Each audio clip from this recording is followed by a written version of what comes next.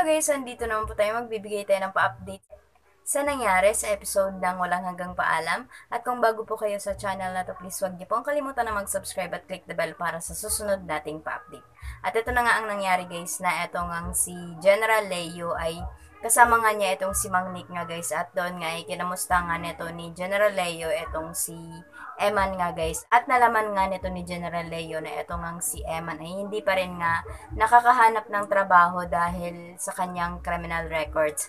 At doon, sinabi nga nito ni General Leo doon kay Mang Nick na bakit hindi daw bumalik sa NIA itong si Eman. At sabi naman nga nito ni Mang Nick na hindi na daw nga babalik itong si Eman doon dahil daw din doon sa mga corrupt na official. At sabi naman nga nito ni General Leo na hindi daw talaga mawawala yung ganun nga guys. Ngunit sinisimula na nga daw nga niyang linisin yung kanilang ahensya nga guys. At marami na daw nga din siyang napatanggal. At sabi naman nga nito ni Mang Nick na marami din naman daw ngang mabuting mga official daw nga guys. Kagaya daw nga nito ni na General Leo at ito daw ding sina Sam guys. At doon nga ay sinabi nga din ni General Leo doon kay Mang Nick na tutulungan daw nga niya itong si Eman na makahanap daw nga ito ng trabaho at may ibibigay daw nga siyang trabaho doon kay Eman daw nga guys. At eto ngang si General Leo nga guys ay tutulungan nga niya itong si Eman dahil hangang-hanga din nga siya doon sa abilidad nga nito ni Eman guys. At tutulungan din niya nga ito dahil naintindihan din nga niya yung nararamdaman nga nito ni Eman dahil mahirap din daw ngang mawalan ng anak.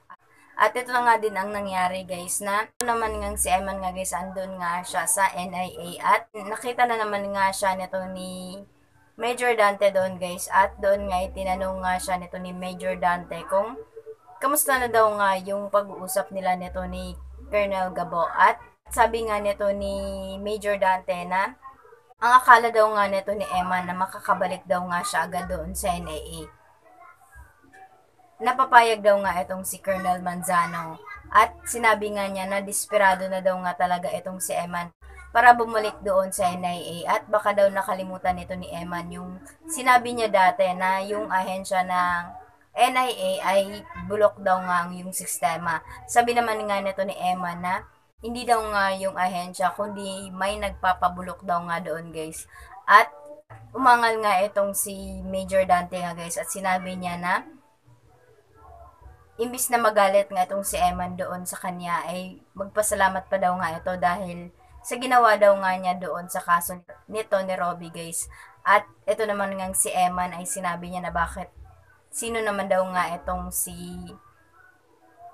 Major Dante para pasalamatan daw nga niya guys na wala naman daw nga itong nagawa sa kaso nito ni Robbie kundi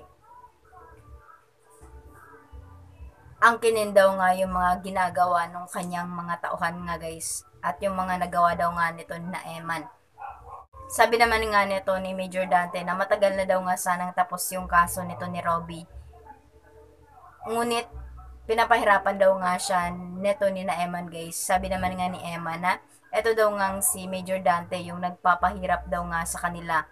Dahil mas importante daw nga yung pera na natanggap nito ni Major Dante nga guys kaysa sa mga inosenteng buhay daw nga guys. At sabi nga nito ni Emma na siguro naman daw ay sapat na nga yung natanggap nito ni Major Dante nga guys galing doon sa mga sindikato para ibili daw nga ng konsensya at puso daw nga guys. At yun nga, nagalit etong si Major Dante nga guys at sasapakin niya nga sana itong si Eman. Ngunit inawat nga sila nito ni Sam nga guys at nung isa pa nilang kasama doon.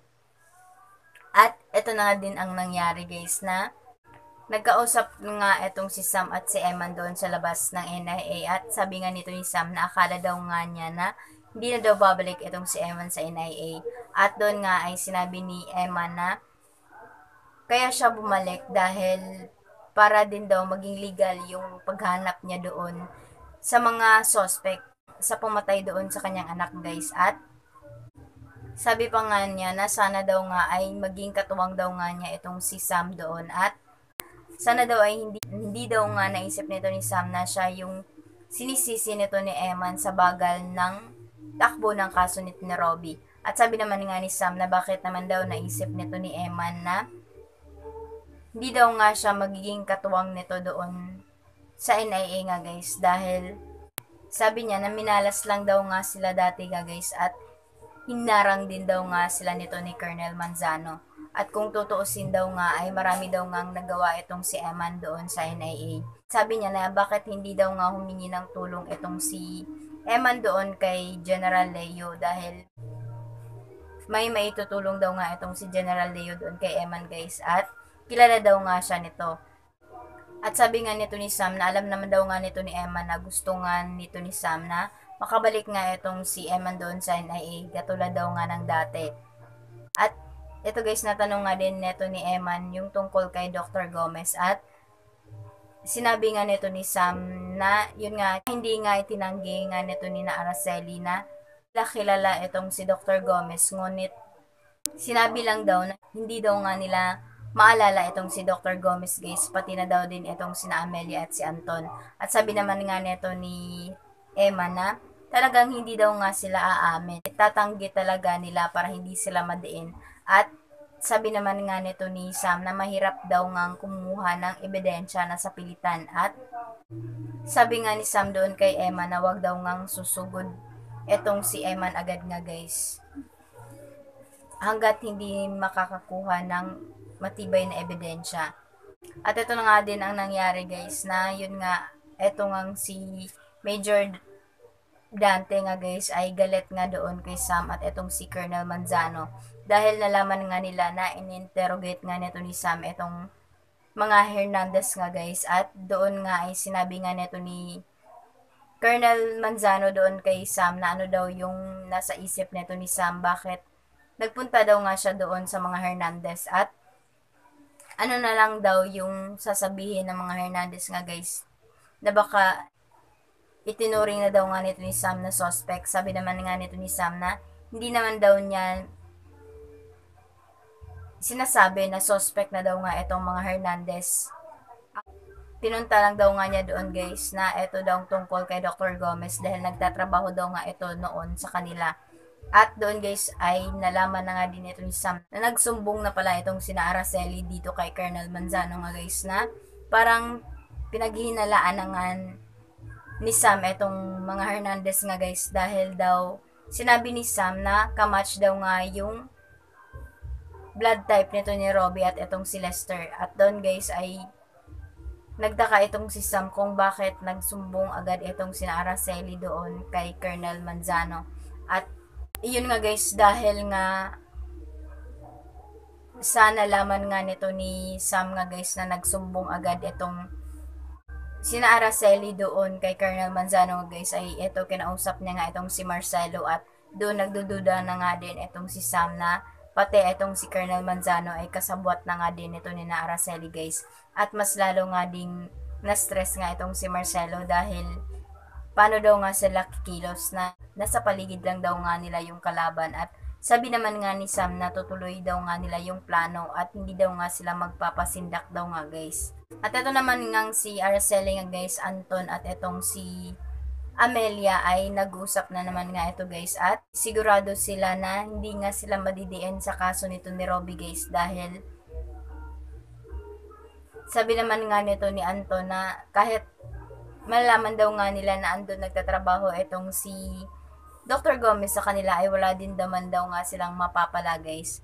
At sabi naman nga nito ni Araceli na dahil marami daw nga silang protectors guys, at sisiguraduhin daw nga nito ni Amelia na ginagawa daw nga ng mga protectors nila yung kanilang trabaho nga guys, para hindi nga sila madiin doon sa kaso.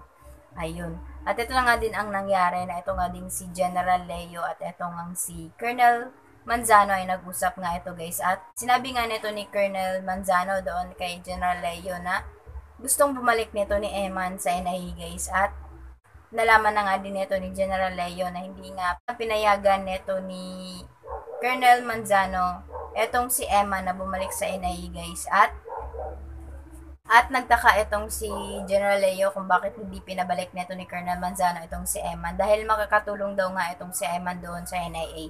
sabi naman nga nito ni Colonel Manzano na ayaw daw nga niyang may dagdag pa daw nga sa sakit ng kanyang ulo guys. At sabi nga nito ni General Leo na para daw nga meron daw nga siyang mata doon kay Sam nga guys. At ito yung nasabi nga din ito ni Colonel Manzano na magkasabot naman daw nga itong si Sam at ito nga din si Eman guys. At lalo na daw nga yun na may bagong leads daw nga itong sina Sam nga guys. At ito daw nga yung mga Hernandez. At nalaman na nga din ito ni General Leo na pinaghihinalaan na nga din ito ni na Sam etong mga Hernandez nga guys dahil nasabi daw nga ni Sam yung tungkol sa rare blood type nito ni Robbie at ni Lester.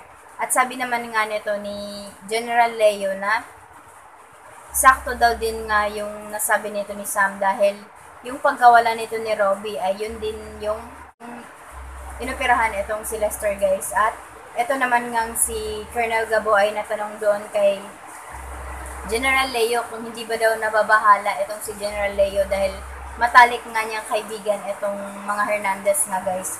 At sabi naman nga nito ni General Leo na nababahala daw nga siya, ngunit sa batas daw nga guys ay wala daw nga kaibigan at magbabayad daw kung sino yung magbabayad dito. At parang kinakabahan nga itong si Colonel Manzano nga doon guys. At ito din ang nangyari na ito nga din si Eman at ito nga din si General Leo ay nagkausap nga din ito guys dahil pinatawag nga nito ni General Leo itong si Eman nga doon guys. At pasalamat itong si General Leo doon kay Eman dahil nagawa nito doon sa kaso nito ni Robbie guys. At ito ay sinabi nga nito ni General Leo doon kay Eman na nalaman nga din niya na gustong bumalik nito ni Eman doon sa NIA. Ngunit, naintindihan din daw nga niya na kung bakit ayaw daw pabalikin ito ng mga opisyal itong si Eman doon guys dahil isa din daw nga siyang opisyal. At doon nga meron nga na-offer itong si General Leo na trabaho doon kay Eman guys. At kakaabangan natin yan sa susunod na mangyayari kung ano yung in-offer na ito ni General Leo na trabaho guys. Kahit ayaw nga nito ni Emma, natulungan siya nito ni General Leo dahil sobra-sobra na daw nga yung nagawa nito ni General Leo doon kina Emma guys. Yun na nga po ang mga nangyari sa episode nating napanood po at maraming salamat po sa inyong panonood. At hindi pa po nakasubscribe, please huwag niyo pong kalimutan na mag-subscribe at click the bell para sa susunod nating pa-update. Thank you!